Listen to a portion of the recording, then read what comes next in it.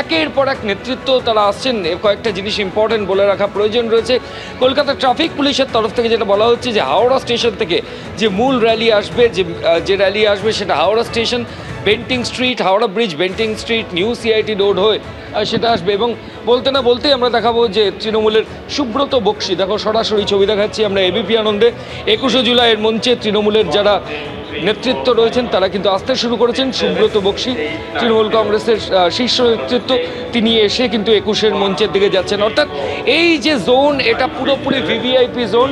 এখানে বহিরাগতদের প্রবেশের ওপর নিয়ন্ত্রণ রয়েছে, বাইরের কাউকে এখানে অ্যালাউ করা হচ্ছে না। মূল যে কথাটা বলছিলাম যে হাওড়া স্টেশন থেকে যে র্যালি আসবে সেটা ব্রেভন রোড হয়ে, নিউ সিআইটি রোড হয়ে, সেন্ট্রাল এভিনিউ হয়ে, ম্যাডান স্ট্রিট হয়ে, এসএন ব্যানার্জি রোড হয়ে ধর্মতলা আসবে। দক্ষিণ কলকাতা থেকে যে র্যালি আসবে আশুতোষ মুখার্জি রোড, জওহরলাল নেহরু হয়ে ডোরিনা ক্রসিং, এবং নর্থ ক্যালকাটা থেকে অর্থাৎ শ্যামবাজার থেকে যে র্যালি সেটাও শ্যামবাজার, সেন্ট্রাল এভিনিউ হয়ে, ম্যাডান স্ট্রিট হয়ে, এসএন ব্যানার্জি রোড হয়ে সেটা কিন্তু আসবে মূল মঞ্চের দিকে। তৃণমূলের কর্মী সমর্থকরা আসতে শুরু করেছেন। যারা সাংসদ, বিধায়ক, আমন্ত্রিত সদস্য তারাও কিন্তু আস্তে আস্তে মঞ্চ 21-এর যে মঞ্চ, মূল মঞ্চ, সেখানে আসছেন। অন্যান্য বছরের মতোই 21-এর মঞ্চের ভিভিআইপি জোন এবং সেখানে কড়া নিরাপত্তার ছবি কিন্তু সকাল থেকে ধরা পড়ছে। তৃণমূল নেত্রী মমতা বন্দ্যোপাধ্যায় কর্মী সমর্থকদের উদ্দেশ্যে আজকে কি বার্তা দেন? 2026-এর জন্য কি কোনো টার্গেট তিনি বেঁধে দেবেন?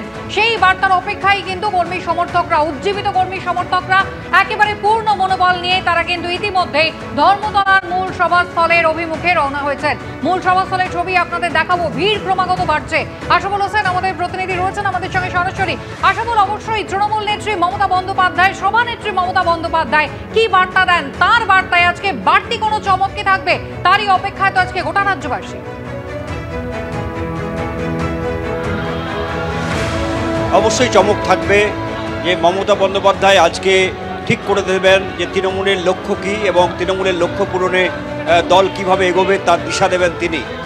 এবং ইতিমধ্যেই মমতা বন্দ্যোপাধ্যায় বেশ কিছু সংস্কারমুখী পদক্ষেপ শুরু করেছেন, কারণ তিনি চাইছেন যে 2024-এর যে লক্ষ্যটা ছিল লোকসভায় বেশি সংখ্যক আসন নিয়ে পৌঁছে যাওয়া, সেই লক্ষ্য পূরণ অনেকটাই হয়েছে।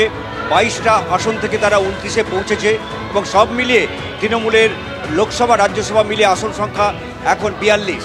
ফলে মমতা বন্দ্যোপাধ্যায় চাইছেন আরও বেশি শক্তি নিয়ে, আরও বেশি তৃণমূলকে জনমুখী করে 2026-এ ক্ষমতা দখল করা এবং বেশি শক্তি নিয়ে দখল করা।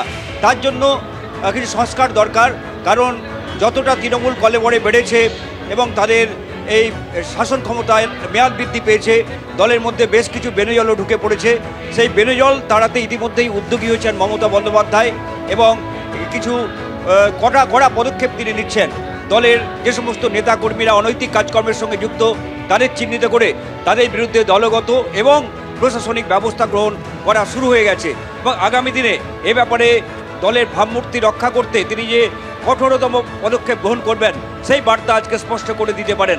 এবং দ্বিতীয় বিষয় যেটা আমি বারবার বলছি যে নবীন এবং প্রবীণের ভারসাম্য বজায় রেখে যে তিনি চলতে চান, সেই বার্তাটাও আজকে মমতা বন্দ্যোপাধ্যায় দিতে পারেন। তৃতীয়ত, আজকে অভিষেক বন্দ্যোপাধ্যায় জাগো বাংলায় তিনি লিখেছেন যে আগামী দিনে যতদিন না পর্যন্ত বিজেপিকে দিল্লি থেকে উৎখাত করা যাচ্ছে ততদিন এই লড়াইটা চলবে, আত্মতুষ্টির কোনো অবকাশ নেই। ফলে বিজেপির বিরুদ্ধে আজকে আক্রমণের সুর আরও চড়া করবেন মমতা বন্দ্যোপাধ্যায়, অভিষেক বন্দ্যোপাধ্যায়রা। 2021-এর যে নির্বাচন, সেই নির্বাচনে বাঙালি আবেগকে হাতিয়ার করেছিলেন মমতা বন্দ্যোপাধ্যায়। আজকেও বাঙালি এবং বাংলা আবেগকে তিনি উস্কে দিতে পারেন। পাশাপাশি তাদের যে অভিযোগ যে বিজেপি রাজ্যে বিভাজনের রাজনীতি করছে, বিদ্বেষের রাজনীতি করছে, তার বিরুদ্ধেও তারা তীব্রভাবে সরব হতে পারেন। এবং তৃতীয় বিষয়, কংগ্রেস এবং সিপিএম সম্পর্কে তারা যে এ রাজ্যে বিজেপির সঙ্গে এক সারিতে ফেলে তাদের আক্রমণ করবেন এবং তাদের সঙ্গে সমুদ্রত্ব নীতি নিয়ে চলবেন, সেই বার্তাটাও আজকে মমতা বন্দ্যোপাধ্যায় আর একবার পৌঁছে দিতে পারেন। এবং ইতিমধ্যেই যেটা মমতা বন্দ্যোপাধ্যায় জানিয়েছেন যে অখিলেশ যাদব তিনি আজকের সমাবেশে যোগ দেবেন। ফলে যার মধ্য দিয়ে মমতা বন্দ্যোপাধ্যায় এই বার্তাও স্পষ্ট করছেন যে জাতীয় রাজনীতিতে তৃণমূল একটা প্রাসঙ্গিক ভূমিকা পালন করতে চায়, বৃহত্তর ভূমিকা পালন করতে চায় এবং সেই ভূমিকা পালনে বিভিন্ন শরিক দলগুলো যারা ইন্ডিয়া জোটে রয়েছে তাদের সমন্বয় তিনি বাড়াতে চান।